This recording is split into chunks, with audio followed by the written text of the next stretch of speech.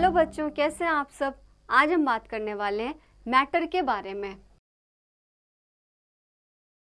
Learning objectives: solid, liquid, gases, change of states. Everything around us is known as matter. Matter is anything that has mass and take up space. Matter is found in 3 different forms: solid, liquid and gas. Matter वो होता है जो कि हमें हर जगह नज़र आता है. मैटर वो चीज़ होती है जो एक स्पेस घेरती है. मैटर के 3 फॉर्म्स होते हैं: सॉलिड, लिक्विड और gas. Solids: take some wooden blocks and place one on top of the other. Can you do the same thing with water? What problems would you face? Water will spread everywhere and start flowing. We can pick up the wooden blocks from the ground but not water. The wooden blocks have a definite shape. They can be kept without a container. But water needs to be kept in a container. It does not have any shape of its own. It takes the shape of its container. Things that have a definite shape are called solids. Similarly, objects like books, candles, furniture, bricks, etc. also have a definite shape and can be kept without a container. They are all solids. We use solids like bricks, stones, wood, glass, etc. to build buildings, roads and bridges. Similarly, most useful things in our day-to-day life like utensils, machines, vehicles, toys, etc. are also made from solids. बच्चों, आप एक wooden block को एक के ऊपर रख सकते हैं, लेकिन जब आप पानी को रखेंगे तो अब पानी को रखने में आपको प्रॉब्लम होगी, क्योंकि पानी का कोई शेप नहीं होता, तो वो पूरी जगह पे फैल जाएगा और बहना शुरू कर देगा. सॉलिड का शेप होता है लेकिन पानी का कोई शेप नहीं होता. पानी को जो आप जिस कंटेनर में डालेंगे पानी वही शेप ले लेगा. सॉलिड का इस्तेमाल हम घर बनाने के लिए करते हैं, जैसे कि ब्रिक, स्टोन, वुड, ग्लास. इनसे हम घर बनाते हैं, बिल्डिंग बनाते हैं, सड़क बनाते हैं. बहुत से ऐसे सॉलिड होते हैं जो कि हमारी रोज़मर्रा की ज़िंदगी में काम आते हैं, जैसे कि बर्तन, मशीन, गाड़ियाँ, खिलौने. इनका एक डेफिनेट शेप होता है. Liquids: things like water, oil and milk do not have a fixed shape. They flow easily and take the shape of the container they are poured in. Such things are called liquids. बच्चों, liquid का कोई shape नहीं होता. पानी, तेल और milk, उनको जब हम जिस कंटेनर में डालेंगे वो उसी के हिसाब से अपना शेप बदल लेंगे. Difference between solid and liquids. आइए जानते हैं सॉलिड और लिक्विड में क्या अंतर है. Solids have a fixed or definite shape. Liquids do not have any definite shape. They take the shape of the container. Solid का एक fixed और definite shape होता है, हालांकि liquid का कोई shape नहीं होता. जिस कंटेनर में हम डालते हैं वो उसी shape को ग्रहण कर लेते हैं. Solids do not flow easily. Liquids flow easily. Solid आसानी से बहता नहीं है, liquid जो है आसानी से बह जाता है. Activity: take some water in a glass. You will see that water has taken the shape of the glass. Pour the water in a bowl. Now the water takes the shape of the bowl. If you pour the same water in a saucer, the water will take the shape of saucer. बच्चों, इस activity को आप खुद से करिए. Infobit: metals like gold, silver and iron are heated in a hot furnace and turned into liquid.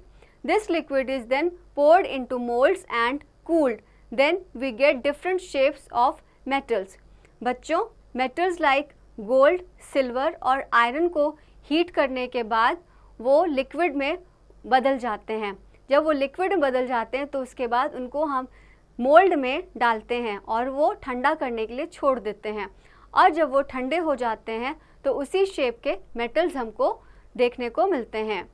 Gases: air is a mixture of gases like oxygen, carbon dioxide and nitrogen. Animals and human beings inhale means take in oxygen to breathe and release means exhale carbon dioxide. Plants use carbon dioxide to make food and give us oxygen to breathe.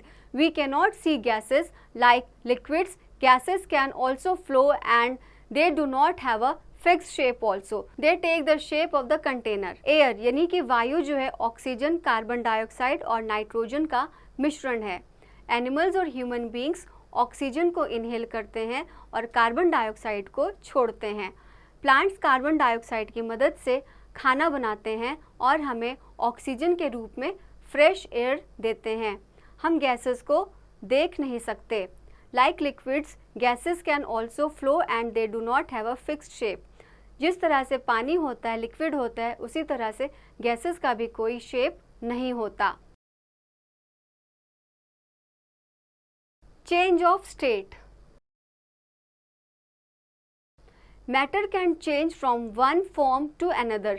This is called change of form of matter. For example, water exists as solid, liquid and gas. We can change water from one form to another. बच्चों, matter can change from one form to another. Matter को हम एक form से दूसरे form में बदल सकते हैं. इसको हम change of form of matter कहते हैं. जैसे कि पानी हमें solid, liquid और gas तीनों ही रूप में अवेलेबल होता है, जिसको हम एक फॉर्म से दूसरे फॉर्म में बदल सकते हैं. Water freezes to form ice. Ice melts to form water. पानी जो है ठंडा होता है, फ्रीज होता है तो वो बर्फ बन जाता है. बर्फ जब दोबारा से पिघलती है तो पानी बन जाती है. If you hold a lid or a plate above boiling water, the steam touches the lid. The steam then cools down and changes into tiny water droplets. This is called condensation. Steam condenses to form water. बच्चों, जब भी आप पानी को गर्म करेंगे तो आप देखेंगे कि लिड के ऊपर पानी के ड्रॉपलेट्स जम रही हैं. ये ड्रॉपलेट्स जब धीरे धीरे ठंडी होती हैं तो इस पूरे प्रोसेस को हम कंडेंसेशन कहते हैं. The three forms of water, solid, liquid and gas can change from one form to another. The process in which a solid changes into liquid on heating is called melting. पानी के तीन रूप होते हैं, solid, liquid और gas, जो कि एक दूसरे से बदले जा सकते हैं.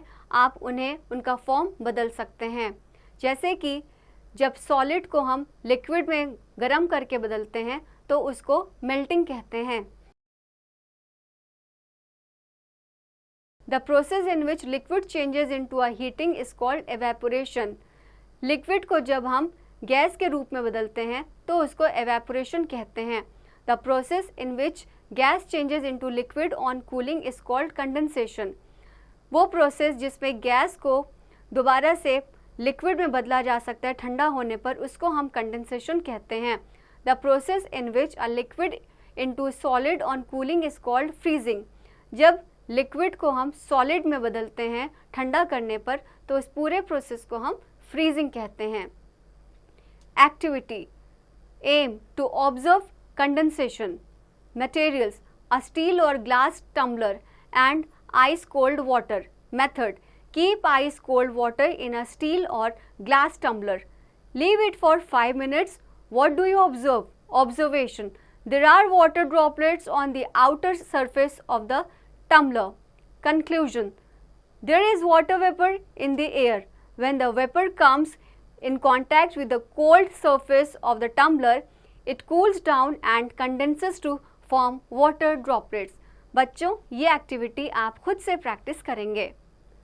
Terms to remember: solid, a thing that has a definite shape and size. Solid यानी कि वो चीज़ जिसका एक definite shape होता है. Liquid, a liquid that takes the shape of its container. Liquid का कोई शेप नहीं होता, हम जिस कंटेनर में डालते हैं लिक्विड वही शेप ले लेता है. Gas, a thing that has no shape or size of its own. Gas का भी कोई शेप या साइज नहीं होता. Melting, the process in which a solid changes into liquid on heating.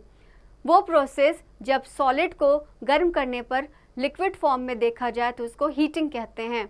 इस हीटिंग के पूरे प्रोसेस को मेल्टिंग के नाम से जाना जाता है. Evaporation, the process in which a liquid changes into gas on heating.